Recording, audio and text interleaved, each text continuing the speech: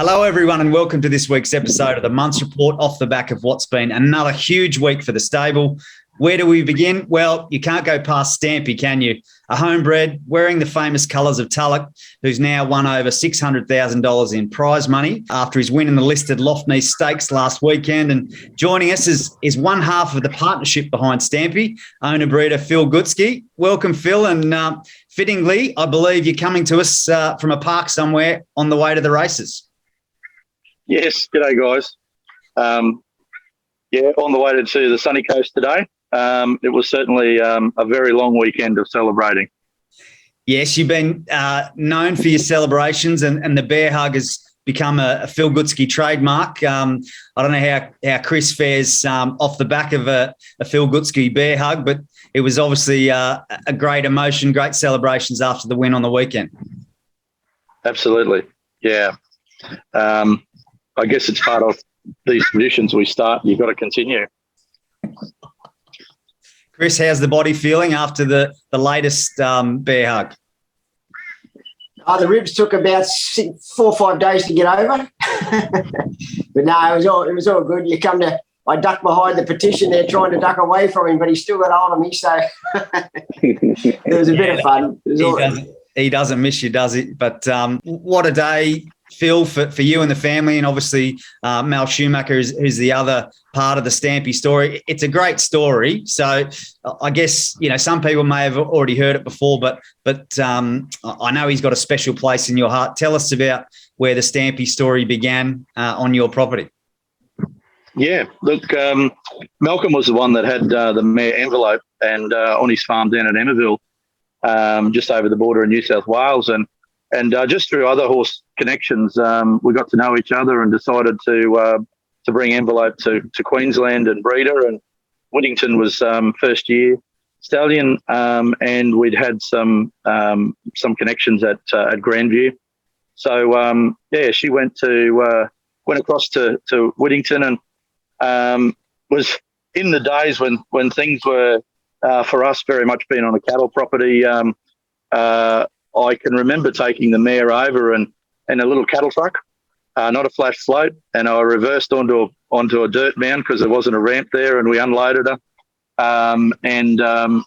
She went and she was joined, and on the 31st of August 2016, our little champion was born.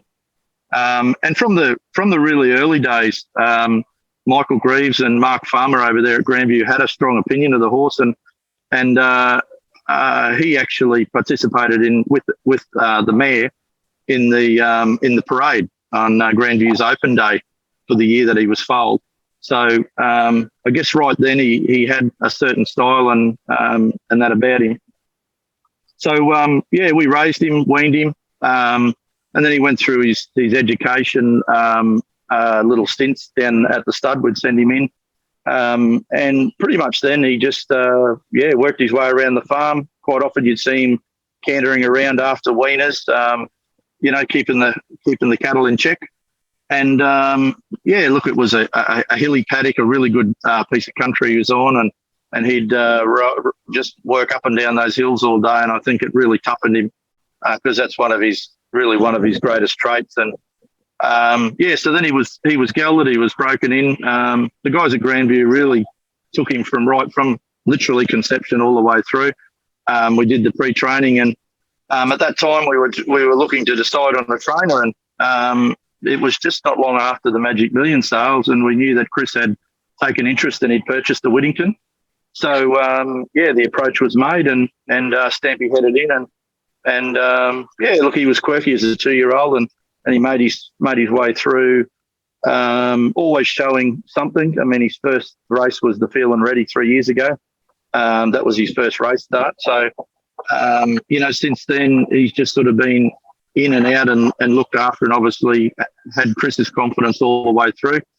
To a horse now that's had 34 starts, and he's won 7 and had 5 and 5, second and third. So, and really, he's been a bridesmaid on a number of occasions, but he has run in group listed and featured races 13 times. And apart from one time where he was really had a tough run, he's finished better than top 5 in those big races. So yeah, really extraordinary for us. And he's developed his nemesis is out on the track, and the Odyssey there won the duel and has been in front of him a couple of times.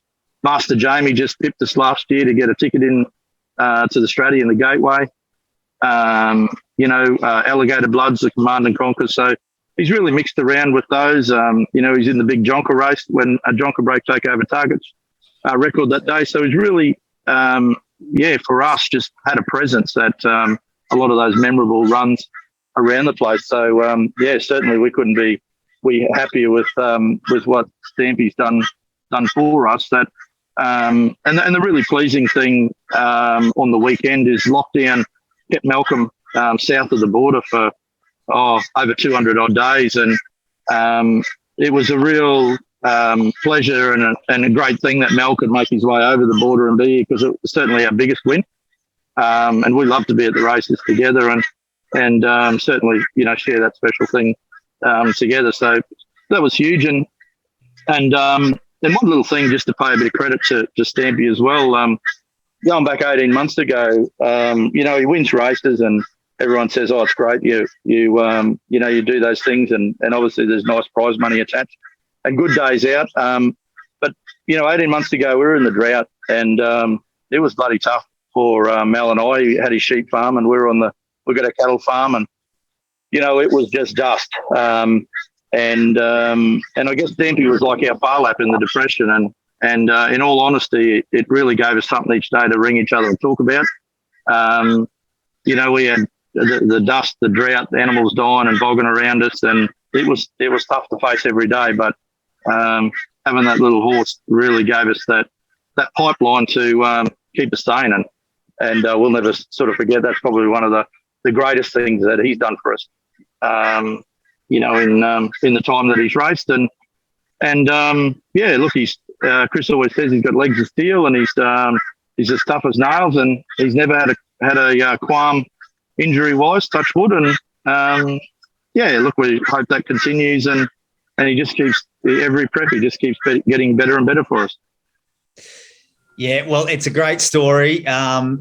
Classic Australian background there, I guess, with his roots and everything. Chris, your first memories of Stampy and the route from that point to now. I mean, I know he holds a special place in your heart also.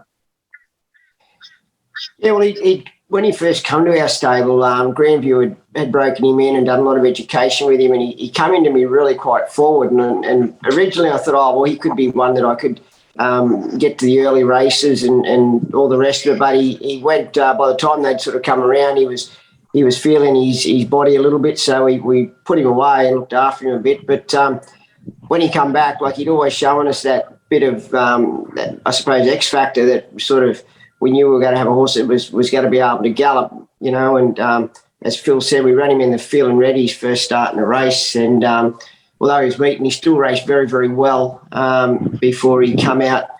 I think it was in the January, Phil, wasn't it, before we were in New Zealand when he won his maiden there. I was over there, and I think you were at the races with Kathy, and he beat a horse called Neptune Star. Yeah. Neptune Spear, yeah, that's right. And that day, that figure of that race, ratings-wise, was very, very solid. A good friend of mine who does ratings and form, and that rang me straight away. He said to me after that win, he said, "You've got a serious horse here." He returned a very good figure. So that was always quite exciting. And then, he was a bit of a strong-headed horse. He was always go quite strong in his races, and he was a very bold-going horse on the track. He's a hard-going horse on the track. So you sort of, you've got to be really mindful of who you put on him. I must admit, I think I said after he won there, Guy Vishan Venkaya rides him track work of a morning, and he's done a tremendous job with him. Number one, getting him to relax, but also controlling his speed so as the horse just isn't doing too much when I gallop him. He sort of probably does a little bit less than what he needs to, but with a horse like him, I'd probably rather him be doing that. But he's not all straightforward, but one thing he does have, he's got legs of steel. I think I've only ever rung Phil once with any sort of a concern. Other than that, he's always been a very sound and healthy horse. Okay, Phil. Well, the story gets better with Stampy because obviously he's wearing the famous colours of Tulloch. Tell us the backstory to how that came about. Yeah, look, again, another great story for me of people I've connected with through racing. And I was up in Rocky it was cattle beef business, and I decided I needed a break, so I ducked down to the racetrack. And it was race day, and I was leaning against the bar having a beer, and I met this fella and said g'day, and it was Patrick Donnellan, and from then Pat and I just struck a really good core connection. And Pat was training; he was a jockey in North Queensland, premiership jockey, premiership trainer, and he'd made his way to the sunny coast, and he was training a couple of horses at the time there, and he's he was just in Rocky visiting. And anyway, we continued to talk to each other over that time, and then Pat he'd sent a mare to me, a beautiful mare, and he came down to the farm to visit, and he came out of the back of the car, and he said, "I've got a special present for you," and he pulled out the racing colours, and he said, "I'm retiring, and I'm going to sign these over to you." So after some 37 years of Pat training and racing in the colours that he got when he first started, which were Tulloch's colours, he made the move and signed them over, and that's sort of how the connection's been. And Pat trains one for us in the colours, and he's won 2 races as well. It's actually Stampy's full brother, and look, there's nothing prouder for us to see those colours going out on the track, let alone winning. Yeah, a great story, and obviously the history behind those colours makes it even better. So I guess before we wrap up, Chris, great win on Saturday, but it's not over yet for his preparation. You've got further aims this prep. Yeah, he'll go to the buffering his next start. And then after that, if he wins, he'll probably go to Magic Million Day. But if he doesn't win, that's his wildcard ticket in. He'll probably spell, and then we'll get ready for another winter campaign, or maybe even the Archer could be an option for him in Rockhampton too. So he's still got plenty of racing ahead of him, and as I said, he's very healthy. So there's no reason why he won't race on for a few more years yet. Very good. Well, it's a great story, guys. Congratulations to you both on the story continuing, and good luck for the rest of his preparation. Cheers, guys. Thank you. Okay, Chris, well, Stampy's win was just a part of the Saturday Metro double on the weekend, and the other half of that was Jetty, who made it back-to-back wins for the strong bloodstock team. Yeah, he did. He went super. He's a bit of a handful before the races. He works himself up, but overall, he once he had the saddle on and was parading, he settled down, and I couldn't have been more pleased with the way that Boris was sort of positive and put him in a good competitive spot. And then the rest sort of really unfolded nicely for him. Yeah, well done to yourself and the team. That's 2 from 2 since he's arrived at the stable, and well done to Blake and the strong bloodstock guys as well. Jetty, $30,000 purchase. He's now won over $230,000. So outstanding stuff. Another great backstory there as far as an ownership story goes. The other feature race runner on the weekend, Rhapsody Rose. She was an uncharacteristic run, I guess, by her standards. What was the wash up to that? Were there anything to come out of it? Oh, look, I think it was just one of them races. I don't know. Whatever the instructions were given to the horse outside, it was probably pointless, really. The horse faded out of it. And she probably, in defence too, probably should have rolled along a bit quicker. I thought they were only going steady. And the spot that she was in was probably the worst spot you'd want to be in a race. You never want to be back inside a lead, half a length back inside the horse is racing aside you at any stage of a race. So I think it's just a run we've got to forget about. She'll go straight to Magic Million Day. I'll give her 4 weeks between runs with a jump out, and I've got no doubt in the world she'll beat Moorhome in the Magic Millions and beat her home. Yeah, I'm sure. Well, that's good news. Good to hear that she's all on track and play on for the rest of her preparation. On a different note, emotions were running high during the week as one of the stable favourites, Boom Sarah, started a new chapter in his career in retirement. I guess a bit of a bittersweet moment, sad for him to be to retiring, but great to see that he's going to have a lovely home at Eureka Stud into the future.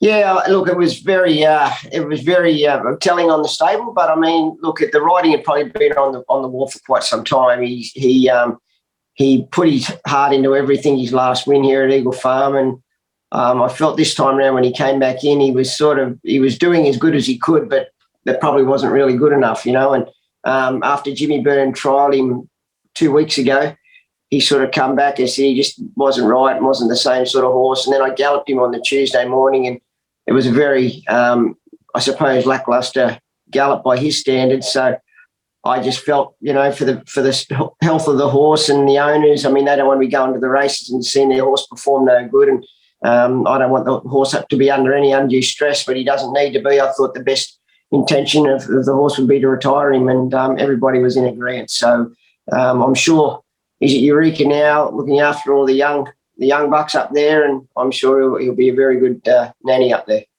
Yeah, it's a great story. You know, great that he's going to have a great purpose life after racing it, and no doubt he'll do a great job showing the youngsters the ropes on the farm. So well done to everyone involved that's been a part of the Boom Sara story.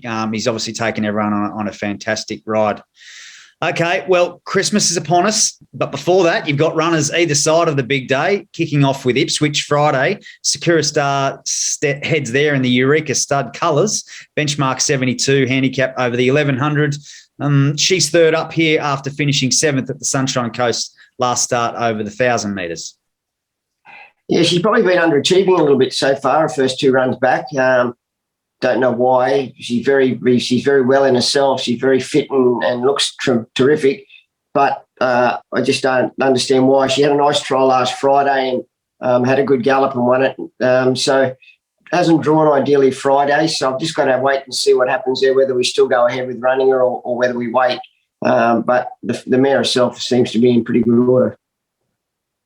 Okay, well, fingers crossed she can show her true colours there on Christmas Eve at Ipswich on Friday. We then move over to Boxing Day, the feature meeting at Doomben on Sunday. Smart Meteor was nommed for 2 races, but you've elected to go down the path of a benchmark 78 over the mile once again. He's obviously a last start winner who's in form.